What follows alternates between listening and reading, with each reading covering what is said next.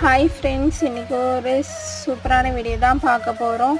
இன்றைக்கி வெயில் கொஞ்சம் அதிகமாகவே இருந்துச்சு. அதனால் நான் என்ன பண்ணிட்டேன்னா பச்சரிசியும் கோதுமையும் காய வச்சு எடுத்துக்கிட்டேன். ஏன்னா இதில் வண்டு வர அதிகமாக இருந்துச்சு. அப்புறம் வண்டு அதிகமாக பிடிச்சா ரெண்டுமே வீணாக போயிடும்னு சொல்லிட்டு வெயில்லையே காய வச்சு எடுத்துக்கிட்டேன். அதுக்கப்புறம் எங்கள் வீட்டுக்காரங்க சவுக்கு இலை எடுத்துகிட்டு வந்தாங்க. எதுக்கு இந்த இலைனா, நமக்கு பூச்சிப்பல் இருக்கிறப்பெல்லாம் வலி அதிகமாக வந்துக்கிட்டே தான் இருக்கும். எனக்கு அடிக்கடி பல்லு வலி வந்துக்கிட்டே இருக்கும். இது கொதி தண்ணியில் வச்சு நல்லா காய வச்சு எடுத்து நம்ம வாய் கொப்பளிச்சோம்னா சீக்கிரம் சரியாக போயிடும் அப்படின்னு சொன்னாங்க. அதனால் நான் ட்ரை பண்ணி பார்த்தேன். கசப்பாக தான் இருந்துச்சு, ஆனால் பெனிஃபிட் தான் சொல்லுவேன். அதுக்கப்புறம் மதியானம் என்ன சமைக்கலான்னு பார்த்தேன். மதியானம் கருவாடும் ரசமும் வச்சு செஞ்சிடலாம் அப்படின்னு சொல்லிட்டு ரெண்டுத்தையுமே நான் ரெடி பண்ணி ஆரம்பித்து சமைச்சு முடிச்சிட்டேன். அதுக்கப்புறம் எங்கள் அப்பா நொங்கு வாங்கிட்டு வந்தாங்க.